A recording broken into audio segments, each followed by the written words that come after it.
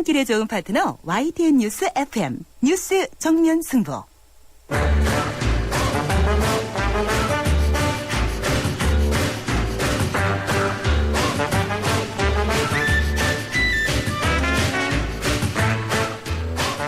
뉴스라면 나도 고수? 빵빵 퇴근길 발언때 기사님. 안녕하세요. 택시기사 이우식입니다. 며칠 전에 이제 구리 쪽에 갔었는데 젊은 친구가 카드를 주면서 25만 원 결제를 하고 현금을 20만 원 달라가던가 아니면 10만 원을 결제하고 현금 5만 원 달라가던가 결제가 돼도 뭐 잘못된 경우가 많은 거예요. 그런데 이제 택시기사들이 모르고 그 결제했다가 낭패를 보니까 운행 중에도 사기를 당할 위험이 있기 때문에 조심을 해야 될 것 같아요.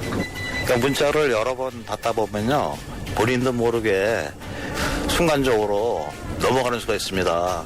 뭐 돌잔치나 여러 가지 행사를 빙자하고 지인들 이름을 도용해서 문자로 보내거나 그런 경우가 많은데요. 개인정보 누출이 안 되도록 단속이나 보안을 강화해야 될 것 같습니다. 네, 뉴스 정면 승부 3라운드입니다. 오늘 기사님 발언 때는요, 신종 PC가 기승하는 것과 관련해서 당해보셨습니까? 라는 주제로 이우식 택시 기사님의 의견을 들어봤습니다. 정말 이거 당해보지 않은 분들은 잘 모르죠. 네, 주의하셔야 됩니다. 그리고 오늘 뉴스 정면 승부가 한 글자로 바라본 세상은 문인데요. 8994님입니다. 문은 소통을 의미합니다. 늦게나마 전 대통령의 문도 열리고 개성공단의 문도 열리고 이젠 정치권의 문만 열리면 우리나라가 일취월장할 것 같습니다. 이런 의견 주셨습니다. 감사합니다. 휴대전화 우물정 0945번으로 여러분들의 다양한 의견 받고 있습니다.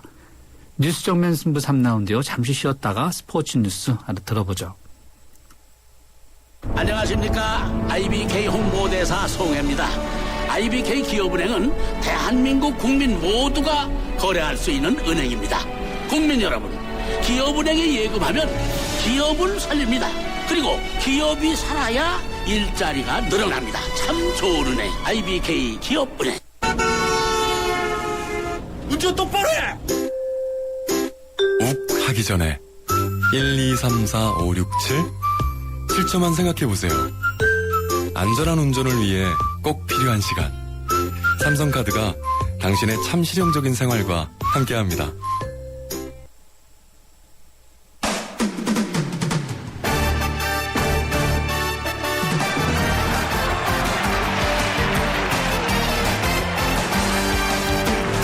네, 스포츠 소식 알아보겠습니다. 스포츠 경향의 김은진 기자 연결되어 있습니다. 김 기자 안녕하세요. 네, 안녕하세요. 오늘 크로아티아와 평가전을 갖지 않습니까? 네. 예. 베스트 11 라인업 공개됐습니까? 예, 조금 전에 선발 출전 명단이 나왔습니다. 오늘은 원톱으로 조동건 선수가 K리그에서 뛰는 선수인데요. 조동건 선수가 원톱으로 출전을 하고 김보경 선수가 섀도우 스트라이커로 나서는 4-2-3-1 전술로 출발을 합니다. 조동건 선수는 지난달에 페루하고 평가전을 할 때 후반에 투입돼서 2009년에 A매치를 뛰었었는데 이후 4년 만에 A매치를 출전한 선수입니다. 좀 예상을 하지 못했던 원톱인데요. 오늘 이 선수의 공격력 한번 기대를 해봐야겠고요. IT전에서 2골을 넣었던 손흥민 선수는 오늘 왼쪽 윙으로 출전을 합니다. 오른쪽에서는 이청용 선수와 호흡을 맞추겠고요.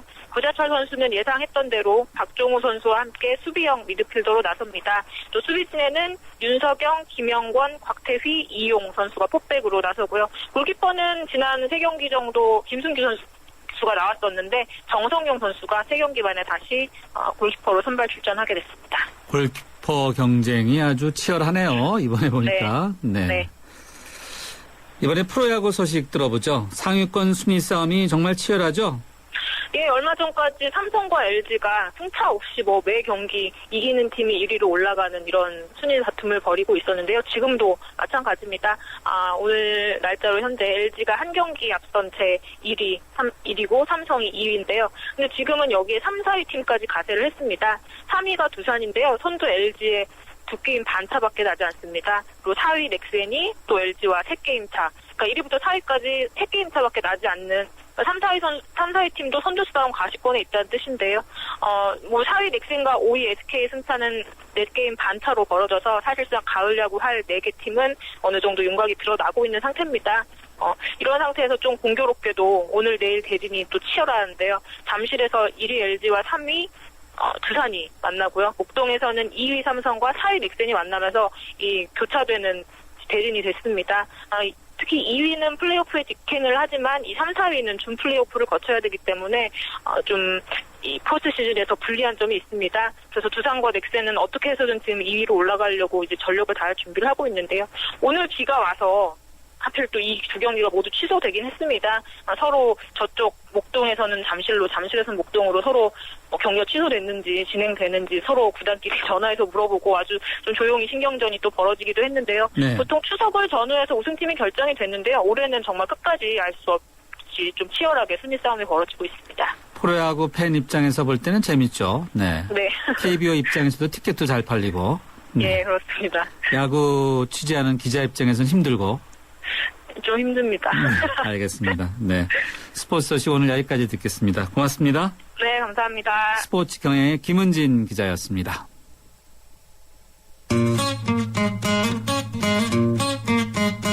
YTN 뉴스 정면 승부에서는 청취자 여러분의 참여를 기다리고 있습니다. 프로그램에 관한 의견을 보내주실 분은 휴대전화번호 샵 0945번으로 50원의 유료 문자를 보내주세요. 전화 참여는 서울전화 02-771-0945번으로 하실 수 있습니다. 여러분의 많은 참여를 기다리고 있겠습니다.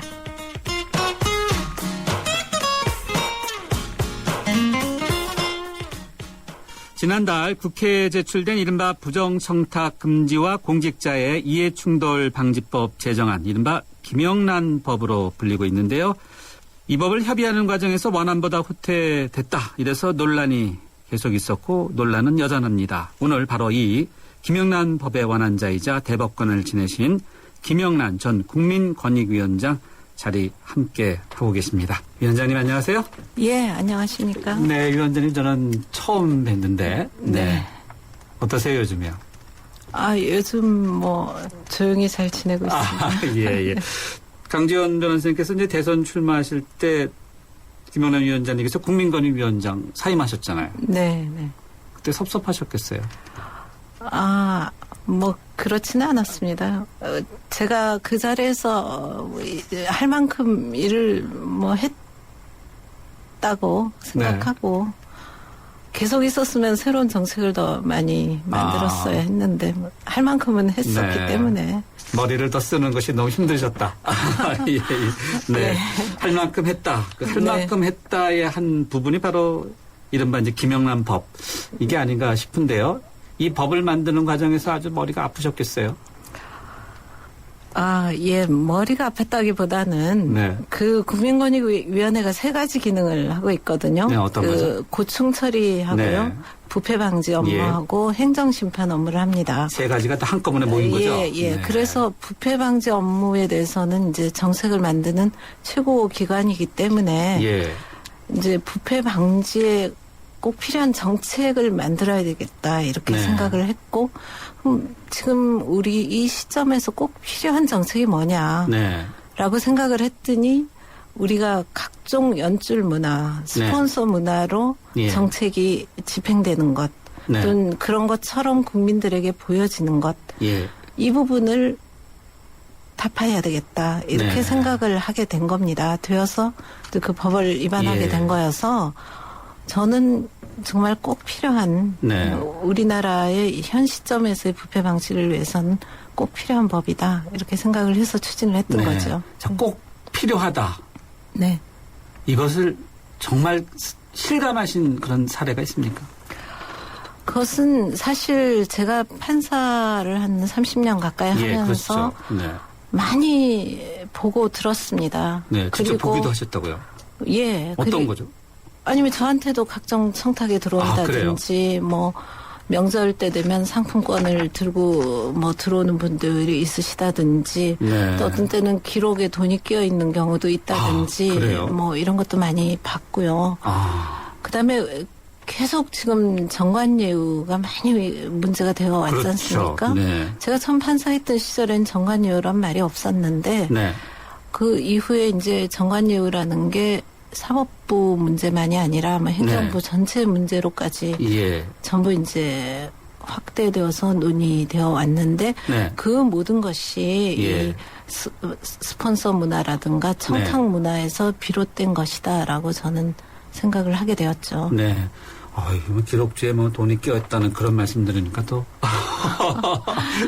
일종의 네. 급행료 같은 거예요. 네. 급행료. 네.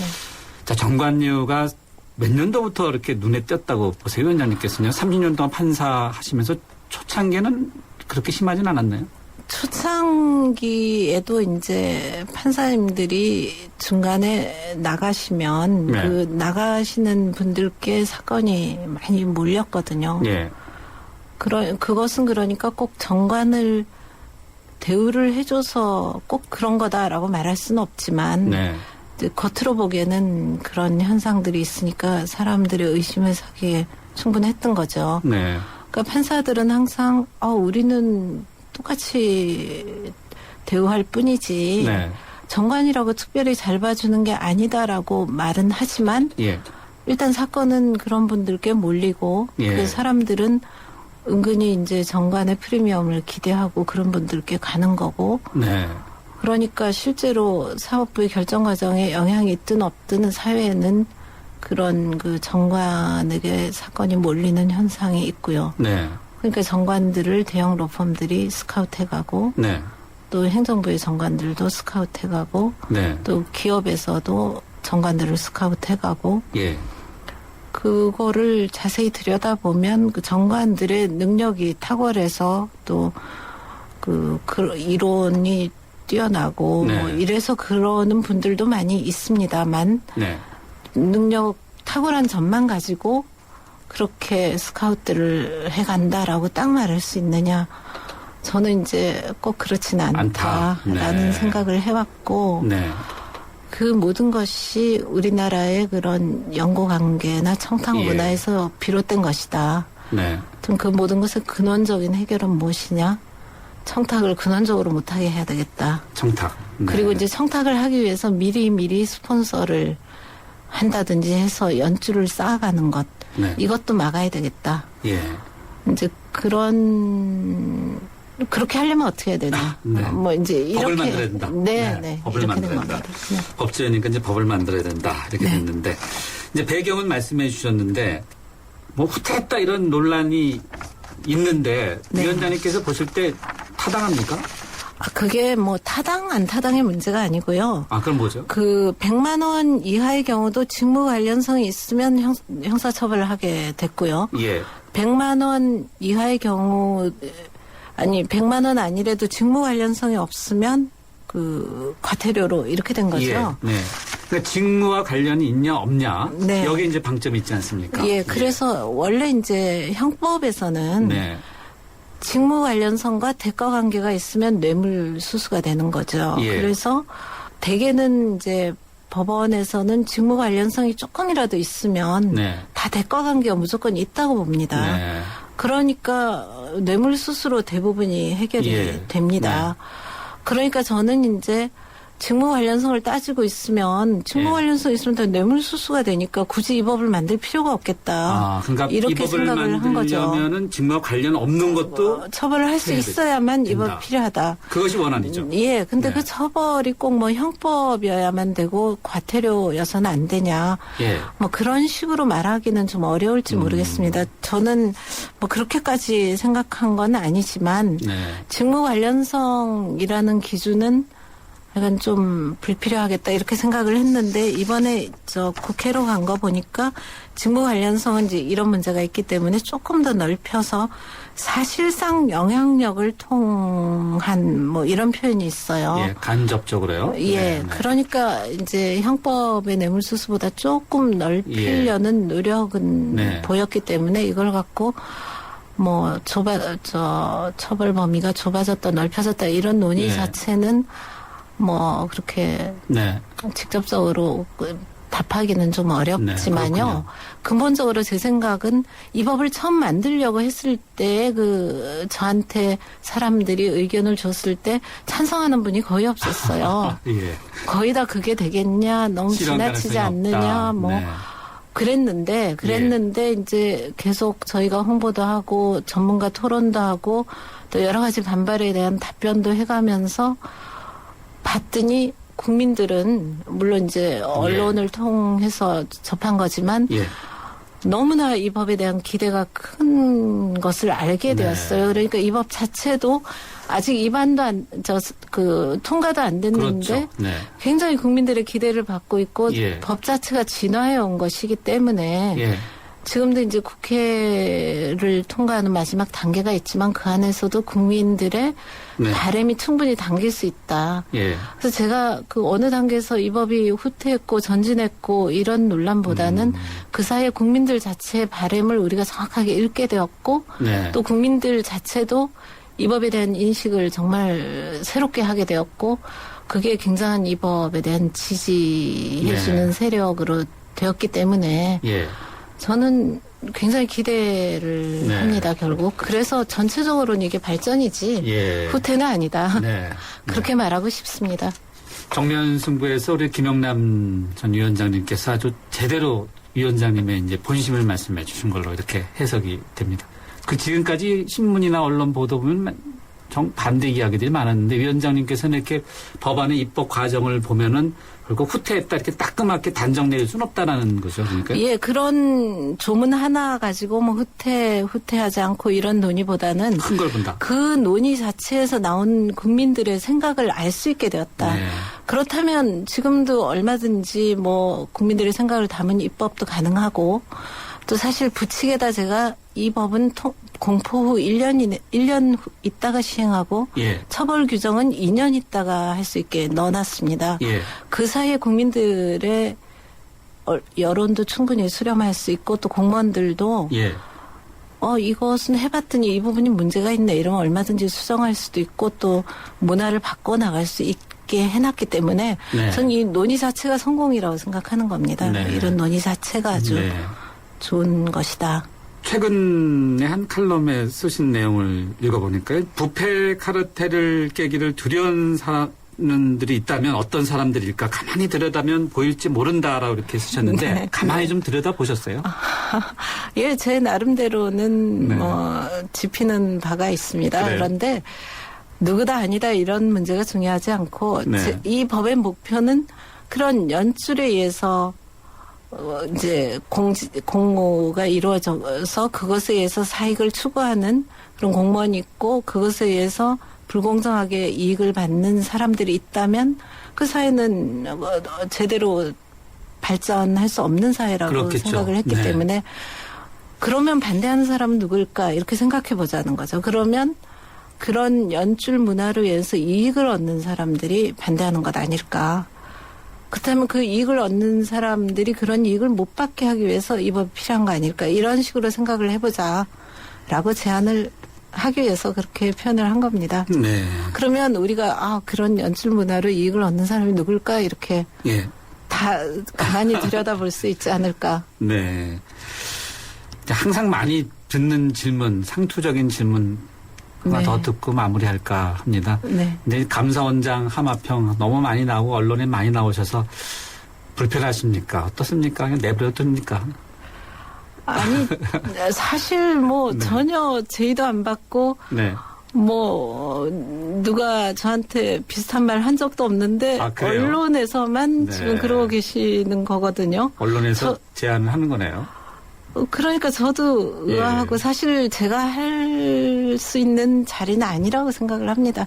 능력이나 뭐 여러 네. 가지 제가 그동안 해온 일로 봐서도 네. 직접 제안 받으신 건 전혀 없었습니다. 전혀 없습니다. 전혀 없었어요. 네, 네, 그래요. 언론이 굉장히 앞서가네요. 우리나라 언론이. 그렇게 하마평에 많이 오르내리면 안 된다는 게 있어서 뭐 하마평 네. 해주시는 거 감사해요. 왜냐하면 안 할 수 안 된다는 설이 있더라고요. 네, 알겠습니다. 하마평에 많이 있으면 안 된다. 네, 뭐 알겠습니다. 그렇게 말씀하시던데요. 예, 알겠습니다. 자, 그대로 앞으로 어떤 계획을 갖고 계신지요? 아니, 특별하게 뭐 새로 시작할 일은 없고요. 지금까지 해오던 것처럼 이제 법학전문대학원에서 제가 대법원 전원합의체 판결 읽기 수업을 하고 있습니다. 네. 그걸 계속할 예정입니다. 후배 법률학자 양성에. 예, 전원합의체 판결이라는 게 너무 길고 어려워서 네. 실제로 아무도 읽지를 않는 것 같아서요. 네. 법학전문대학원생들도 결론만 외우지 읽지를 않아요. 네. 그래서 직접 처음부터 끝까지 읽는 수업을 하고 있습니다. 네, 알겠습니다. 오늘 어려운 발걸음에서 정말 감사합니다. 감사합니다. 네, 감사합니다. 네, 지금까지 김영란 법의 원안자이자 대법관을 지내신 김영란 전 국민권익위원장과 함께했습니다. 긴장하라. 아반떼를 넘어선 아반떼가 온다. 강력한 파워의 디젤 출시부터 새로운 매력을 더한 디자인까지 더 뉴 아반떼 탄생. New thinking, new possibilities. 현대자동차. 하이모를 하고 싶은데 사람들 시선이 부담스러워서요. 놀리거나 수군거리지 않을까요? 세상엔 남을 놀리고 괴롭히는 나쁜 무리들이 항상 존재합니다. 그들과 싸워 이기세요. 하이모가 함께하겠습니다. 하이모가 답을 드립니다. 1588 5858 하이모. YTN FM 캠페인. 실력 있는 도시, 활력 있는 경제도시 평택이 도약합니다. 초인류 기업들과 함께 첨단 산업도시로 성장해 나가는 평택. KTX 역사 유치로 대한민국 교통 중심지로 성장하는 평택. 국내 5대 무역항인 평택항을 중심으로 항만 물류도시로 거듭나고 명품 농특산물 슈퍼오닝으로 건강한 식탁을 선물하는 맑고 푸른 평택. 아이들의 꿈과 희망이 자라는 모두가 살기 좋은 도시, 이곳이 바로 평택입니다. 이상은 시민 모두가 행복한 도시 평택시와 함께합니다. 4624 4520 아이들에게 처음 구구단을 외우게 할 땐 마음이 찡합니다. 이제 치열한 공부의 세계로 들어가는 것 같아 어른으로서 미안함을 느끼죠. 그런데 정작 아이들은 즐거워하는 경우가 많습니다. 이런 생각이 들어요. 우리가 모르는 공부의 즐거움을 아이들은 알고 있다는 생각. 그 즐거움이 중학교, 고등학교까지 계속될 수 있게 하는 것이 우리 어른들이 해야 할 일 아닐까요? 아이들을 잘 부탁합니다. 아이들이 만들어갈 미래를 잘 부탁합니다. 이 캠페인은 공부를 안다. 대교와 함께합니다. 살아있는 뉴스 깨어있는 방송 한국의 뉴스 채널 YTN 뉴스 FM. 네, 뉴스 정면 승부 4라운드입니다. 이번 라운드 역시요. 여러분과의 대화창 휴대전화 우물정 0945번으로 활짝 열어놓고 있고요. 프로그램에 대한 의견 그리고 잠시 뒤에 이어가는 이인철 변호사와 함께하는 법 아는 만큼 보인다 해서 궁금하신 점 있으면 문자 주시면 방송에서 함께하겠습니다. 잠시 쉬었다가 경제 뉴스부터 살펴보죠. 평생 친구해 드르르르 평생 든든 평생 챙겨줘 드르르르 평생 든든 가족처럼 챙겨주는 참 고마운 사람. 참 고마운 사람. 교보생명 FP가 찾아갑니다. 교보생명 평생 든든 서비스. 잠은 인생의 사치라던 에디슨. 하지만 그의 열정을 지켜준 것도 깊은 잠이었습니다. 짧게 자도 깊고 편안하게. 시대의 리더와 함께한 시몬스. 당신의 인생과 함께합니다. 흔들리지 않는 편안함. 시몬스. 여러분, 강남 좋아하시죠? 저도 참 좋아하는데요. 강남을 누리는 위례와 미사에서 푸르지오가 10월 총 2,800여 세대를 동시 분양합니다. 위례 센트럴, 위례 그린파크, 미사 강변 푸르지오. 저도 푸르지오 참 좋아하는데요. 10월에 꼭 가봐야겠습니다. 문의 1899-1664. 푸르지오. 대우건설. 우주에서 가장 아름다운 별, 지구. 하지만 누군가에겐 목마름의 별이며 어둠의 별이기에 우리는 지구의 바다를 인류의 마실물로 바꾸고 지구의 자원을 인류의 빛으로 바꾸고 있습니다. 지구의 가치를 높이는 기술, 두산중공업.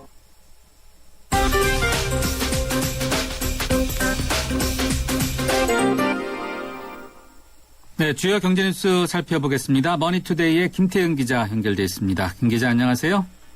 네, 안녕하세요. 네, 오늘은 어제에 이어서 9월 정기국회에서 집중 논의될 주요 쟁점 경제 법안부터 살펴보죠. 무상보육과 관련한 영유아 보육법을 두고 박원순 서울시장과 새누리당 간의 치열한 공방을 벌이고 있죠. 네, 그렇습니다. 영유아 보육법은 지방자치단체들의 무상보육비 지원을 중앙정부에서 국고 보조로 하는 비율을 서울시는 20%에서 40%로 지방은 50%에서 70%로 각각 상향 조정하는 것이 핵심입니다. 지난해 12월 국회 보건복지위원회에서 여야가 만장으로 일치해서 무난하게 통과될 것으로 예상을 했는데요. 이것이 법안 통과 시점을 두고 미묘한 신경전을 벌이게 됐습니다. 민주당은 지방자치단체들의 재정 고갈이 심각하기 때문에 법안 처리를 가능한 한 빨리 처리해야 한다는 입장입니다. 실제로 지금 대부분의 지자체들이 재정 부족 때문에 추경을 편성해서 무상보육의 재원을 조달하고 있습니다.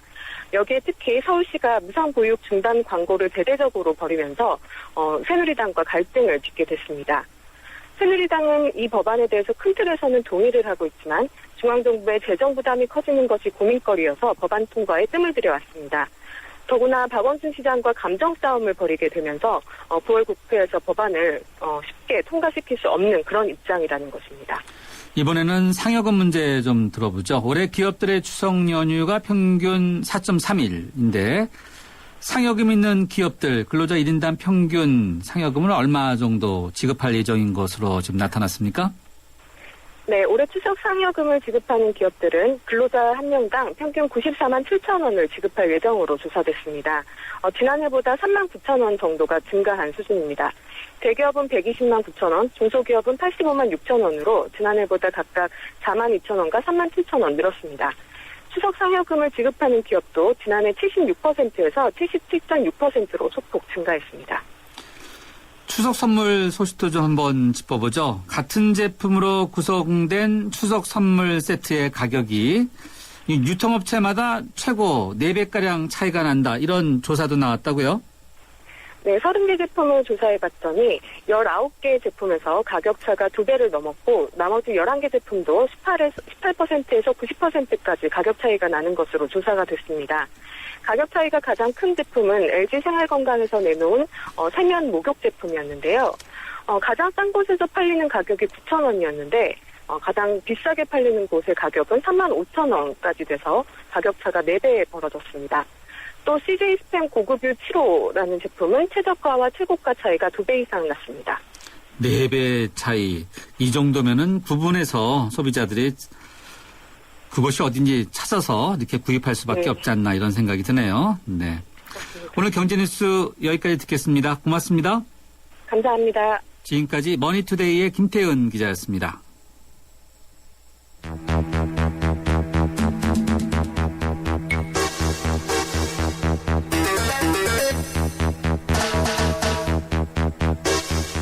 무슨 말인지 모르셨다고요? 쉽게 풀어드립니다.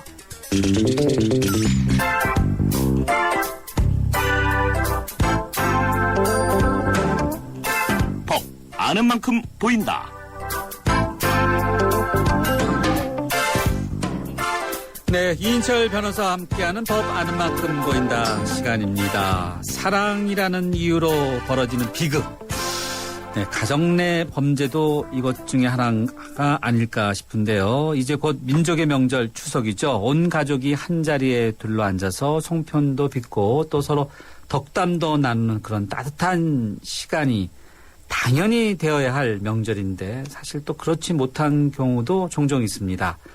오랜만에 서로 만나서 그런 건가요? 아니면은 가족 간에 원래 얼굴 붉히는 일이 뭔가 이게 내재되어 있어서 그런 건지 사실 실제로 꽤 많이 일어난다고 하는데 가족 간에 그래서 또 법정 다툼, 법적으로 어떻게 이 문제를 처리해야 될지 오늘 법무법인 위내 대표 훈남 변호사죠. 이인철 변호사 함께 알아보도록 하겠습니다.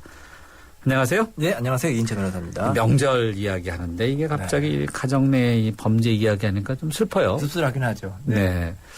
실제로 좀 많은가 봐요.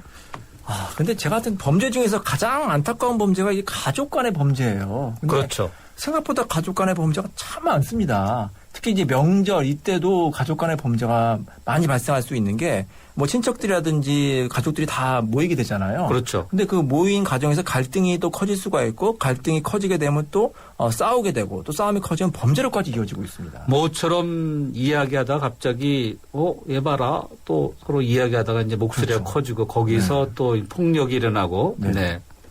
사랑이라는 미명 아래 이제 가족이 당연히 사랑이라는 건데 미명 아래 가족 간에 일어나는 범죄 행위가 참 많은 것 같은데 주로 어떤 유형들이 많습니까? 일단 대표적인 게 폭력이죠. 폭력. 네. 가족 간의 폭력. 그다음에 이제 요즘에는 얼마 전에 대법원 판례도 인정한 그 부부 간의 성폭력이라든지 아니면 뭐 학대, 유기 이런 것들이 많이 발생하고 있습니다. 네. 학대, 유기. 네. 학대, 유기. 끔찍하네요. 네. 가족이 서로 당연히 돌봐야 되는데 학대, 유기라는 게 참 말씀만 들어도 끔찍한데 이런 가정 내 범죄는 사실 외부로 잘 드러나지 않는 그런 특징이 있지 않나요? 예, 그렇죠. 그거는 이제 암수 범죄라고 할 수가 있는데, 그 숨겨져 있는 범죄라고 할 수가 있죠. 예를 들어서 뭐 부인이 남편한테 폭행을 당했다. 아니 반대로 남편이 이제 매 많은 남편이다. 근데 그걸 쉬쉬하는 경우가 많아요. 왜냐? 그렇죠. 가족 간의 범죄고 또 신고하면 혹시 그 사람에게 누가 갈까봐. 그 사람에게 뭐 범죄 전력이 남을까봐 창피하기도 하고 이런 여러 가지 이유 때문에 쉬쉬하고 있는데 그래서 우리가 통계청에 잡히는 범죄도 훨씬 많은 수의 가정 내에서 발생하고 있습니다. 아, 그렇군요. 그러니까 가정 내 범죄라고 통계가 잡힌 것보다는 실제는 더 많다. 훨씬 많다고 볼 수 있는 거죠. 그렇겠네요. 네. 대체적으로 보면 이제 가족끼리의 다툼 그 중에 이제 하나가 아무래도 경제적인 것이 아닌가 이런 생각이 들어요. 형제 간 또는 형제 자매 간에도 경제적으로 좀 괜찮은 쪽도 있고 그렇지 않은 쪽도 있지 않습니까? 그러다 보면 서로 돈거래를 하는 경우 가족 간의 돈거래 어떻게 보면 당연한 것일 수도 있지 않은가. 그렇죠. 과거. 서로서로 가족 간에 도와주고 얼마나 좋아요. 저도 이제 가끔 제 동생하고 서로 이제 어려울 때 돈 꺼주고 받고 하는데요. 그러다가 갑자기 또 막 틀어지기도 해요. 그렇죠.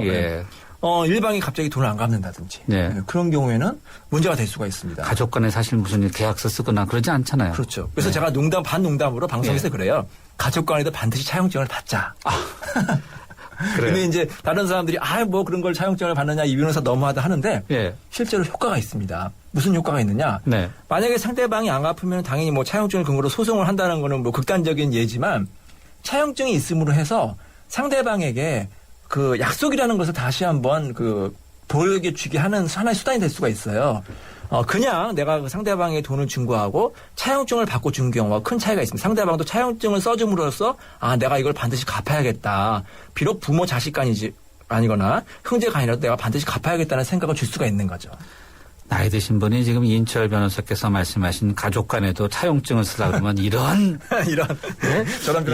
얘기 많이 들 것 같아요. 이 동방예의지국에서 이 전통적인 유교 질서에서 그러면 제 말이 맞는지 한번 실험을 해보시기 바랍니다. 뭐 예를 들어서 소액 몇십만이라든지 그런 거 좋아요. 그리고 이제 부모 자식 간이든지 형제 간에 이거를 차용증을 받지 않고 주는 경우하고 차용증을 받고 주는 경우하고 어느 경우에 회수율이 높은지 한번 실험을 해보시기 바랍니다.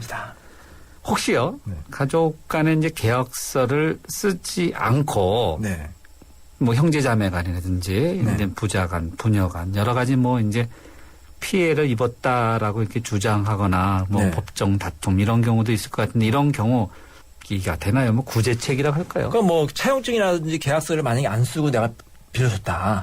뭐 거액을 예를 들어서 뭐 한 몇 천만 원이나 이렇게 몇 억을 빌려주는 경우가 있잖아요. 근데 그 가족이 만약에 갚지 않는다. 아무리 부탁을 하고 뭐 애원을 하고 뭐 강압적인 얘기를 해도 안 갚는다. 그런 경우는 어쩔 수 없이 소송을 할 수밖에 없잖아요. 받으려면은.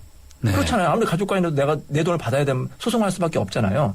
근데 그럼 상대방이 뭐라고 하는지 아십니까? 그건 꾼 게 아니라 가족 간에 그냥 호의로 받은 거다 이렇게 할 수가 있어요. 호의로 증여받은 거다.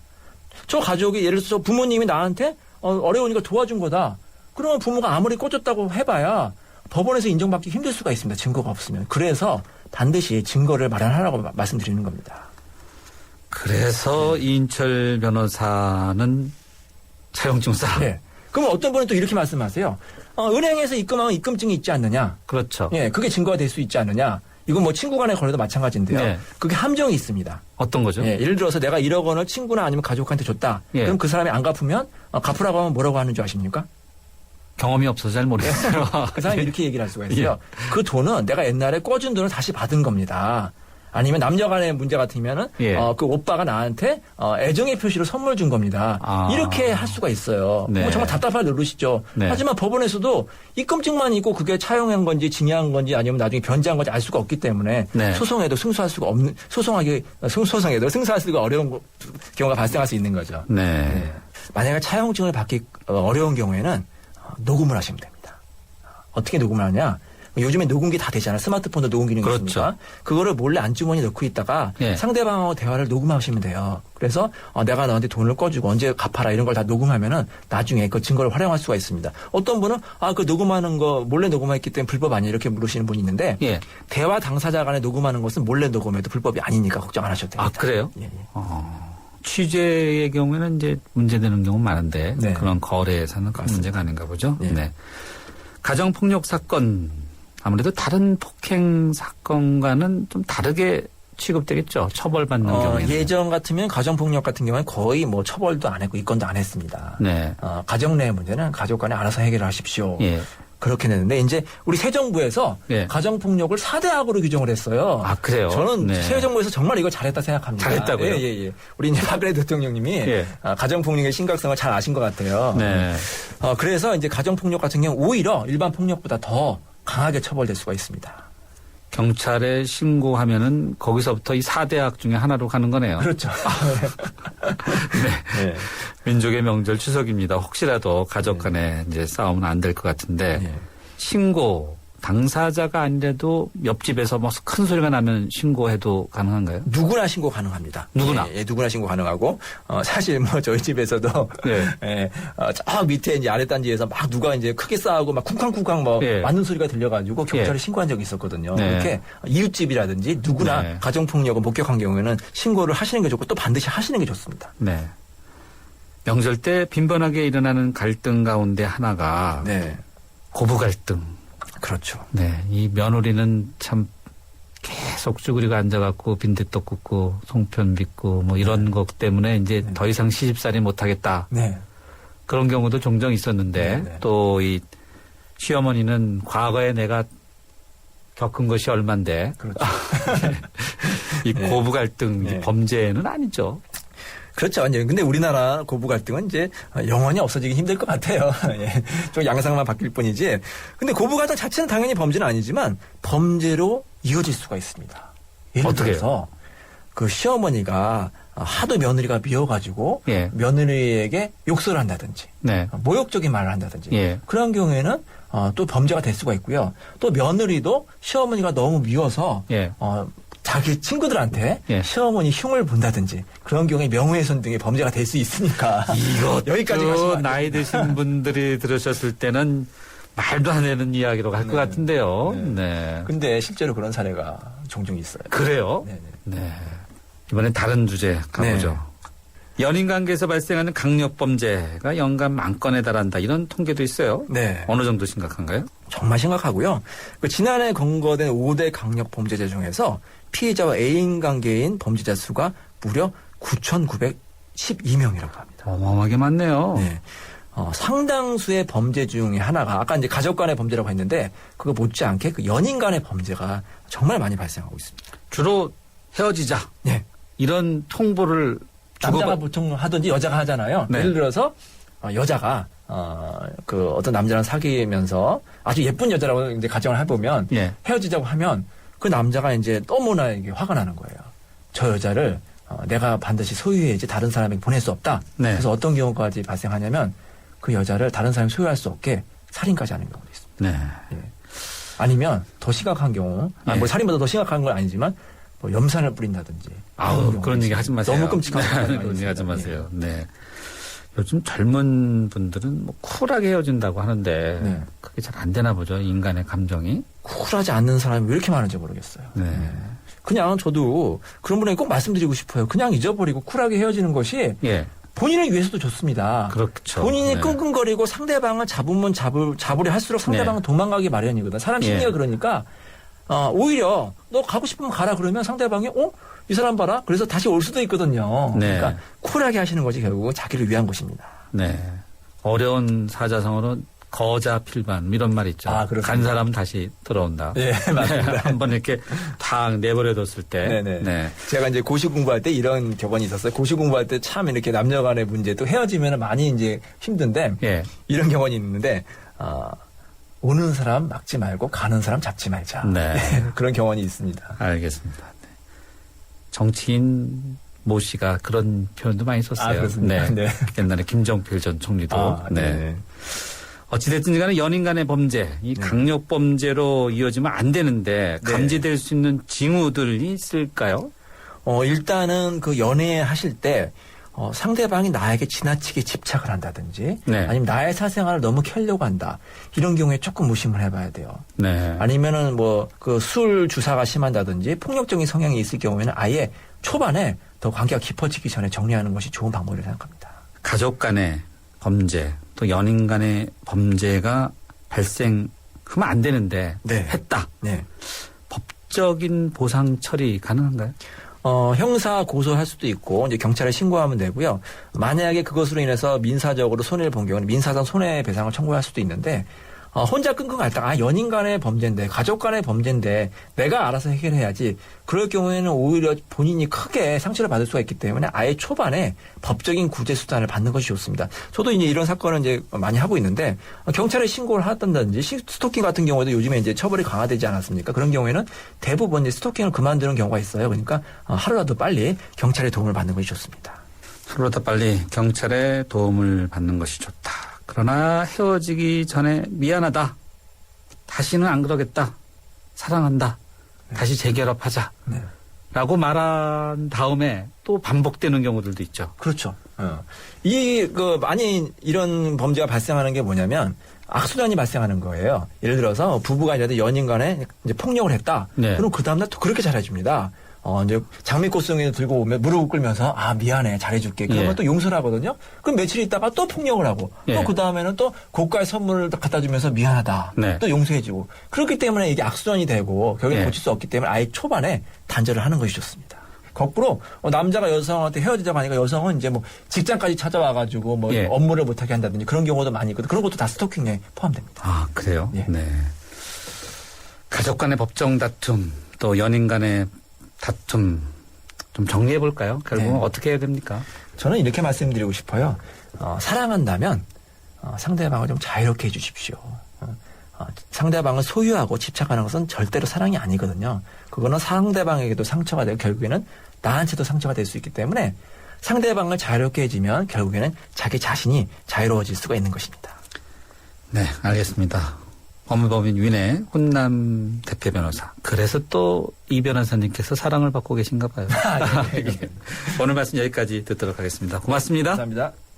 튼튼한 타이어 트럭엔 금호 타이어 금호 튼튼한 타이어 트럭엔 금호 타이어 금호 언제나 오래오래 트럭엔 금호 타이어 튼튼한 트럭 타이어 금호 타이어 매장에서 신제품 RA50을 찾으세요.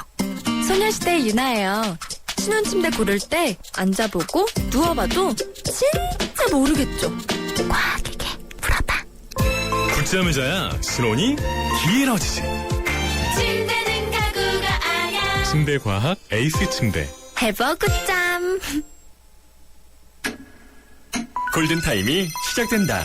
노후 준비와 골드바의 행운을 동시에 해피에이지 100 이벤트. 세제 혜택은 물론 연령 제한 없는 현대에이블 신연금 저축펀드에 가입하고 상품권과 골드바의 행운을 잡아라. 12월 31일까지 홈페이지 참조. 에이버 현대증권. 투자 손실에 유의하세요. 휴대폰 싼 거로 주세요. 아무렇게나 사면 안 되지. 최신 폰 잘 사셔야죠. 모두 다 따져봐야죠. 어디서요? 비교를 믿고 사는 하이마트. 잘 사고 볼 일입니다. 알차게 잘 샀지? 역시 하이마트네. 최신 휴대폰 살 때 하이마트로 가요.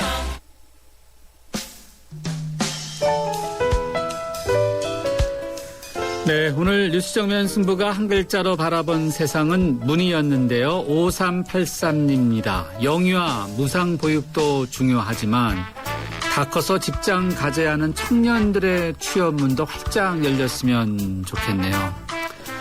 네, 정말 일자리 문제 심각합니다. 네. 6877님인데요. 정말 도움이 필요할 때 우리가 찾아가 열 수 있는 문은 어디에 있습니까? 5075님인데요. 전두환 전직 대통령의 추징금이 어찌되었든 완납되고 국민에게 사과의 성명도 했습니다. 하지만 아직까지 국민들 마음의 문을 열기에는 부족해 보입니다. 이제는 검찰에서 중단한 전직 대통령의 부정축제 비리에 대해서도 모두 수사를 해서 밝혀야 합니다. 네, 이런 말씀 주셨습니다. 감사합니다. 9월 10일 화요일 뉴스정면 승부 저희가 준비한 라운드는 여기까지인데요. 지금까지 프로듀서 이은지, 기술감독의 신동의 박봉선, 작가 정선임, 정은지, 진행의 저 김상우였습니다. 함께해 주신 여러분 고맙습니다. 편안한 밤 되십시오.